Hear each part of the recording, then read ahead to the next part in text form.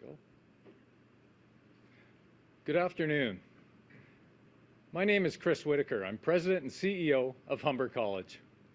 It's my pleasure to welcome Doug Ford, Premier of Ontario, Ross Romano, Minister of Colleges and Universities, Associate Minister King of Surma, and MPPs Christine Hogarth and Natalia Kusendova to Humber College's North Campus. Welcome to all those joining us virtually. I'd like to begin today's announcement by acknowledging the land on which Humber College campuses are located. Humber is located within the traditional and treaty lands of the Mississaugas of the Credit, known as Adobagok, the place of the alders in Michi-Sagi language. The region is uniquely situated along the Humber River watershed, which historically provided an integral connection for Anishinaabe, Haudenosaunee, and Wendat peoples between the Ontario Lakeshore and the Lake Simcoe, Georgian Bay regions. Now home to people of numerous nations, Adobagok continues to provide a vital source of interconnection for all. In February 2020, Humber had the privilege of hosting the Premier, Minister Romano, and our local MPPs for an announcement about the province's new nursing education policy. That visit to our simulated patient care suites was one of the last events we had on campus. Just a few weeks later, we had to close the college due to the global pandemic. Over the summer and into the fall, we worked to safely reopen for the critical in-person education required for so many on the front lines in the fight against COVID-19, including those in health and long-term care. Today's announcement highlights the progress made with the new nursing education policy. The need for high-quality nursing education has never been more apparent. Humber is a leader in degree education in the Ontario college sector. In fact, 1/4 of all students enrolled in a degree program at an Ontario college study at Humber. As we will hear in a few moments, we are looking forward to adding to our degree program offerings and to continue preparing students for their future through our signature polytechnic mix of career-focused theory and hands-on learning. Before I turn it over to the Premier, I want to thank all the Humber faculty and staff who continue to support our students across our physical and digital campuses during these challenging times. Premier, over to you. Well, thank you, Chris. Well, good afternoon, everyone, and thank you for that introduction, Chris. It's always great to be home right here in Etobicoke at Humber College. The folks who work here are my friends and neighbors. They're some of the unsung heroes of the pandemic. They're working their backs off day in and day out to train the next generation of workers for the in-demand jobs, the jobs of the future. I'd also like to give a shout out to my all-star Minister of Universities and Colleges, Ross Romano. Also, I want to acknowledge Etobicoke Lakeshore MPP Christine Hogarth and Etobicoke Centre Minister Surma for joining us today, along with MPP Natalia Kusendova, also working at William Osler in her spare time as a nurse. And Natalia, thank you. Natalia is probably putting in 100 hours a week there throughout this pandemic. They've all done an incredible job during this pandemic, helping to keep our post-secondary students safe from COVID-19. Friends, before we begin today, I want to give a massive shout out to General Hillier, Minister Elliott, Solicitor General Jones, and Minister Thompson, and the countless officials who worked to launch our COVID-19 vaccine booking system. Yesterday, the first day, over 133,000 appointments were made. That's 133,000 appointments. That's nearly 185 appointments made every single minute. We knew there'd be bumps in the roads, and a handful of people unfortunately received an error message. But as General Hillier said, we identified the issues fast, and we fixed them even faster, and that's exactly what we did. And today, over 110,000 more appointments have been booked since this morning. If anyone experienced any issues yesterday, please log back on or call today to book your appointment. Now, turning back to today's announcement. Friends, there's no question our nurses are world class. In the last year, since the COVID-19 pandemic began, nurses have shown how absolutely vital they are to our healthcare system, which is why we are here today to mark a major milestone, a standalone nursing degree at Humber College. The Bachelor of Science in Nursing degree will be one of the first offered by publicly assisted college in this province. I applaud the President and CEO of Humber, Chris Whitaker, for his leadership as Humber blazes a trail for the benefit of everyone in Ontario. Now, Ontario's nursing students will have more choice about where to get their nursing degrees starting this September. And they'll be able to do it right here at Humber College. So congratulations, Chris and Jason, wherever Jason is, you're an absolute champion, and he is a champion, Jason, and everyone here at Humber for this achievement.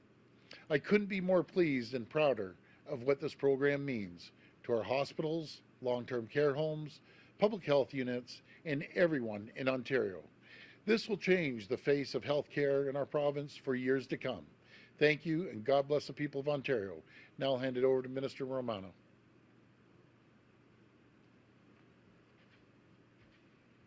I'm going to play this game again. I'm going to drink the one on the right, just to be clear. I'm going to tuck it to the side. I tend to go through a lot of water. Good afternoon, and thank you so much, Premier Ford, for the introduction. Today is a historic day in Ontario. Since the collaborative model for nursing education was created in the year 2000, Ontario's publicly assisted colleges were only able to offer a nursing degree in partnership with a university. But if the past has taught us anything, it's that through innovation and flexibility, we can improve the way we educate and train our workforce. It was over a year ago the Premier and I were here at Humber College, and at that time we spoke at length with President Whitaker and his whole team about Humber College's nursing program. He told us that all 4 years of the program was delivered and taught on Humber's campus. However, to formally give the degree to students, they had to pay a fee to the university in New Brunswick, and students would receive a degree from that university in New Brunswick. Humber was only one of many colleges across Ontario that offered parts of a nursing degree in collaboration with another university.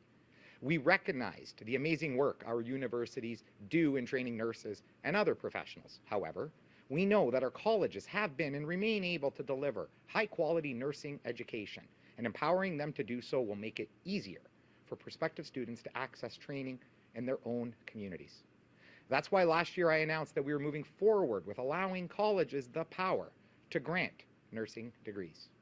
And we are so excited to be here today at Humber College again to announce that as of March 4th, 2021, Humber College has officially been designated by the government and the College of Nurses of Ontario to offer standalone nursing programs. I'd like to congratulate them on being one of the first Ontario colleges to offer a full 4-year Bachelor of Science in Nursing degree independent of a university partner. This will be an exciting step as you welcome the inaugural cohort of students this coming September. This is such incredible news, and I really want to offer my thanks again and congratulations to President Whitaker. I want to say this as a conclusion. Last year, when our government introduced this new pathway for nursing education, it was our goal to offer more choice for students. We wanted to make it easier for them to access a high-quality education that was closer to their homes, that would prepare them for rewarding careers in nursing. These new exciting opportunities to receive a high-quality education in nursing are providing more local-based post-secondary choices for future nursing students. This opportunity is a critical milestone in the delivery of nursing education in Ontario, which will support the next generation of qualified healthcare professionals in our province. Thank you so much, everyone, and I now turn it over to MPP Hogarth. Thank you. No, he's turning over to me. Anyways, now I see Jason. My apologies.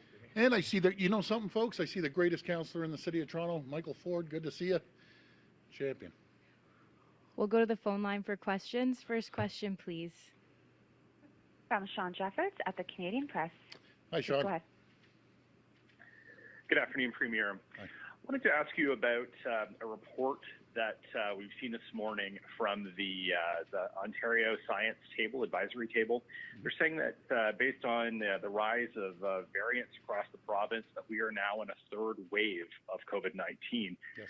Wanted to get your reaction to that, but also I wanted to ask you if you think that in light of this finding that Ontario eased up on restrictions and lifted the stay-at-home order too soon.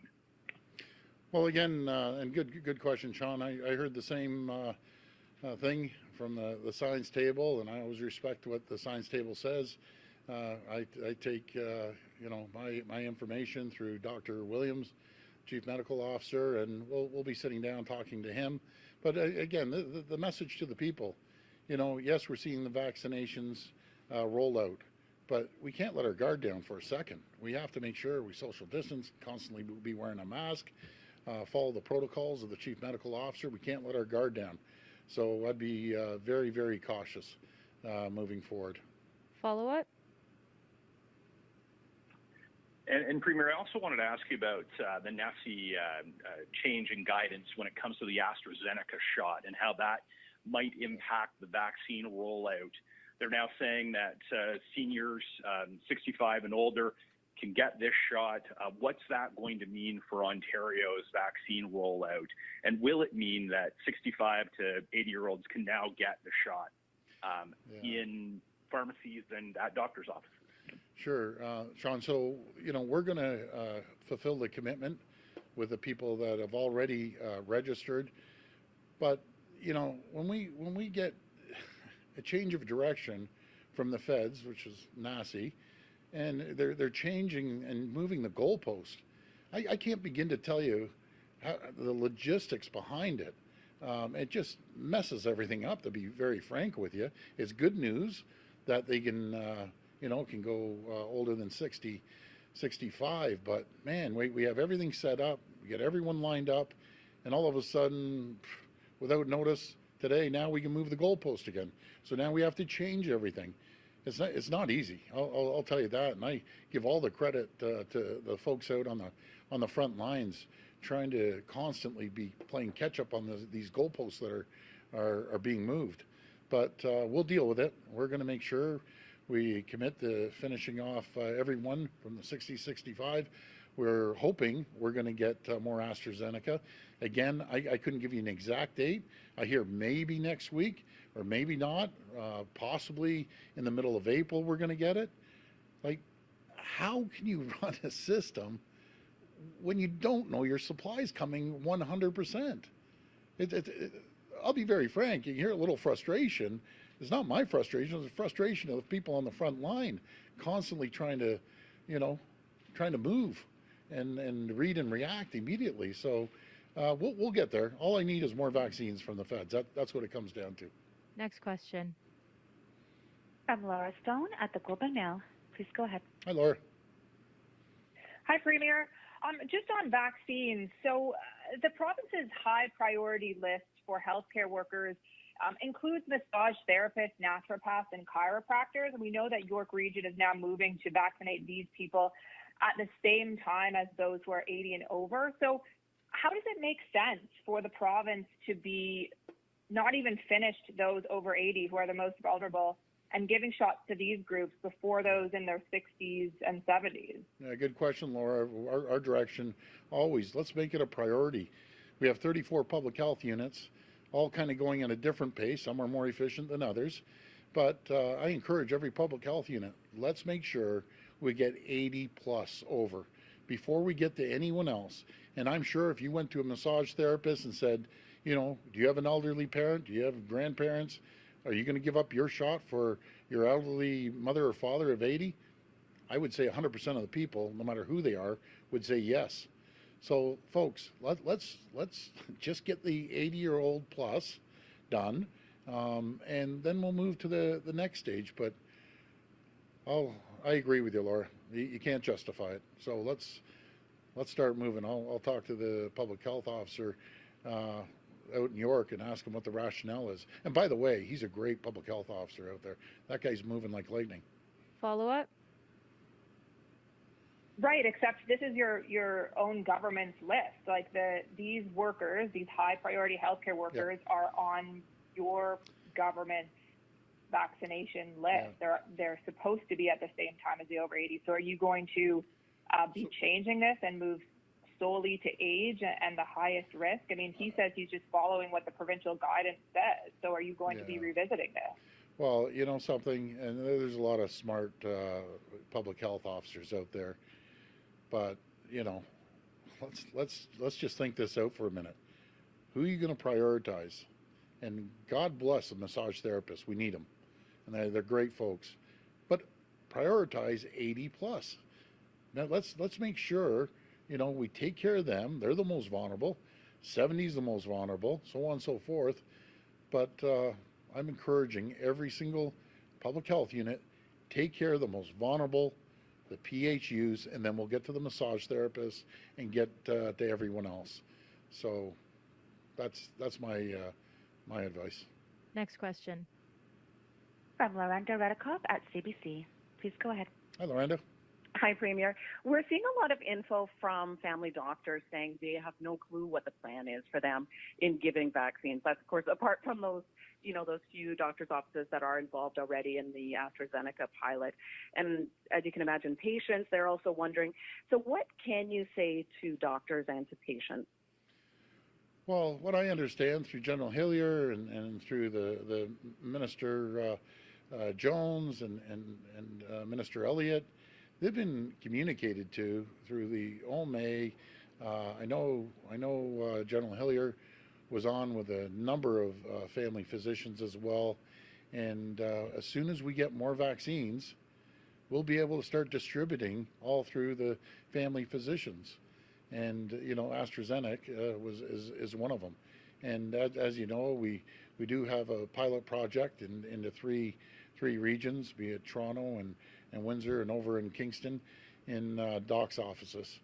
So as soon as we get more vaccines, we'll be able to start rolling them out to the doctor's offices. But I want to give a shout out to all the family physicians out there that have actually went into mass vaccination centers, volunteering their time, putting needles into people's arms.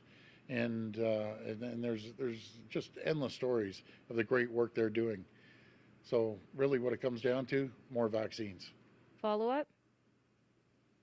On a different topic, what are you hoping for from today's Supreme Court case looking at your mid-election cuts to Toronto's council in 2018? Well, I can tell you, I haven't heard a councillor that's really disagreed with it. I'm sure there was a few. I remember I was listening to the radio one day, and someone who was dead against it, Councillor Shelley Carroll, agreed it was the right decision. I almost hit a telephone pole when I heard that one. But it's the right thing to do, very simple. Rather than sit there, and I know firsthand, you have double the amount of politicians, and no one out there should want more politicians, I'll tell you that. So we made sure that we made it feasible to get stuff passed through a lot more efficient. When I was down there, it used to, some council meetings were 4 days. It's ridiculous. 4 times the amount of work, 4 times the staff. And they're working quite fine with the 25 councillors. And I know the mayor, I can just tell you, the mayor's doing a great job. But I think I always joke around with him. It's the best president I've ever given the mayor. He's only dealing with 25 councillors, I think it's 25 or 24 councillors. Imagine the job. They wanted to bump it up to 56. Who wants more politicians? It all lines up with the federal, provincial, municipal boundaries, and they're more than capable of doing the work. And the 25 down there, I think they're doing a pretty good job. But I still stick to my earlier statement. Michael Ford's the best councillor down there. Next question. Yeah. From Brian Lilly at the Toronto Sun. Please go ahead. Hi, Brian. Premier, over the last several days, I've been hearing from a lot of parents and advocates for youth sport and recreation, and they're concerned that if the ongoing lockdowns continue, especially here in Toronto, but even the restrictions elsewhere, that in addition to losing the hockey season, figure skating, basketball, that summer sports are going to be off the table. And Dr. Williams even said we may not see summer sports until the end of the summer, if at all, last week. Given the benefits of summer sports, and the provinces like British Columbia have never shut it down, is it time for Ontario to take a different look and say that there's evidence that this is safe and also beneficial to young people in terms of physical activity, mental health, and all the other benefits, and move forward with allowing youth sports instead of keeping kids shut down inside? Yeah, you know something, Brian, good point. I'll tell you myself, I coached my girls' soccer for years, in years, and it's great to get out there and get the kids out there getting exercise, understanding teamwork as a team. There's so many benefits to it, but I'll be very frank. I got to get the green light from Dr. Williams and the local medical officers of health. As if there's a zone that are in the green and the yellow, and the local medical officer wants to open it up there, then God bless him or her to open it up. But as we're here in Toronto and we're still in Gray and Peel, let's just hope by that time rolls around, we're going to have more vaccines. We're going to get more people vaccinated. And I understand the kids don't get vaccinated, but if the parents get vaccinated, let's just cross our fingers, because I think it's important to get team sports back up and going, get the kids out there and having some fun. Follow up? You keep saying that you've got to get the green light from doctors, but where does the leadership of a politician come in, whether it's dealing with Dr. Williams or telling someone like Dr. Davila, who quite frankly I think would keep us locked down for months to come? At what point do you, as the person in charge, the elected official, say, you know what, I understand your position, I've heard your concerns, but there's other evidence and there are needs out there that go beyond just dealing with COVID? Sure. Could I go out there and be the only politician in the entire country, including the Prime Minister, all premiers, every single mayor, because I've talked to the vast majority of them, and say, okay, docs, I'm not a medical professional, but I'm going to disagree with you. When I said I'm going to follow their direction on health advice right from day one. And then if I did that, they could slap a Section 22 down, and it's just friction. You know, I'm going to stick with what I've done right from the beginning. I'm going to stick with health and science and work with them collaboratively. But I'm going to be very frank. There's no politician in this country who's going to disagree with their chief medical officer. They just aren't going to do it. They might as well throw a rope around their neck and jump off a bridge. They're done. I'm telling you the facts. It's very simple. I respect all the medical officers and all the docs that have been working their back off, and I will always listen to the chief medical officer, his team. Very, very simple. Because they're the professionals when it comes to healthcare. I'm not. You know what my job is, Brian? My job is, once we get through this, we're going to ramp up this economy, likes of which this province has never seen. We're going to create more jobs, more opportunities, get people back on their feet, get businesses going until they can thrive and prosper and grow. And I just can't wait until we can unleash the economy. And it has to happen sooner than later. But go to root cause. What do we need to make that happen? We need more vaccines. Simple as that. Last question. From Ian Campbell at CTV Northern Ontario. Please go ahead. Good afternoon, Premier. I wanted to get your thoughts on the post-secondary front in terms of Laurentian University. I've been speaking with some parents with the creditor protection telling me that they are thinking about sending their kids out of the north, out of the city, or sending them elsewhere because their confidence has been shaken. There have been calls, including from the Sudbury City Council for the province, to increase funding. Wondering where your thoughts are on the situation, and at what point does the government step in to ensure the school's survival? Well, that's a great question. I'm going to hand it over to my minister. He's been handling that file and doing a great job.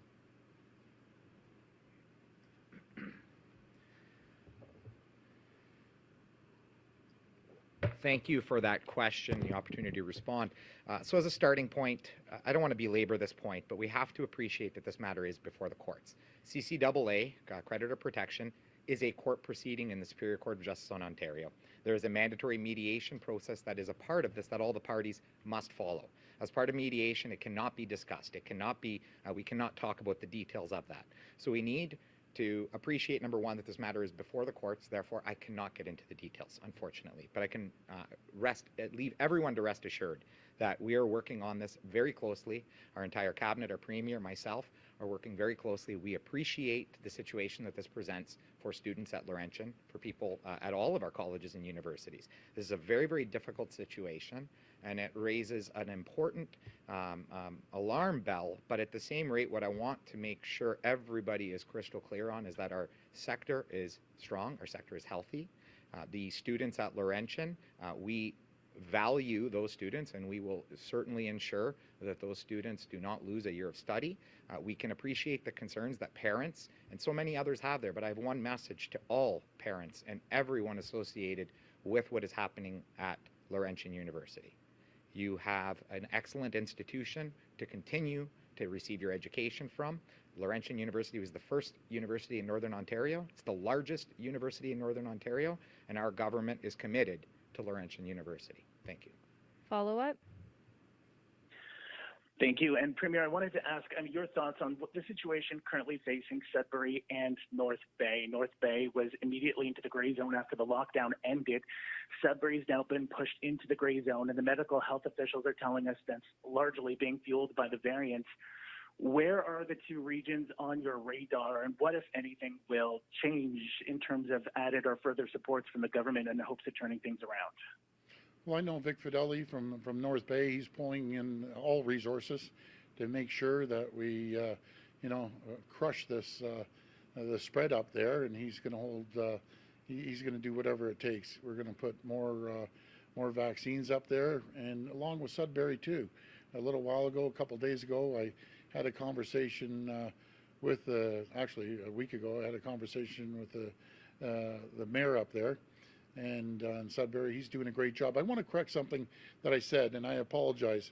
The AstraZeneca in the physicians' offices, it's in Hamilton, Toronto, Guelph, Peterborough, Simcoe, Muskoka, and Peel. It was the pharmacies I was thinking of when I mentioned Kingston and Toronto and Windsor. But we're going to continue making sure more physicians get AstraZeneca. And we'll throw everything we can at it, no matter if it's North Bay, no matter if it's Thunder Bay, or Sudbury. Thanks, everyone. Okay, thanks everyone. And thanks again to Humber College. They're doing great.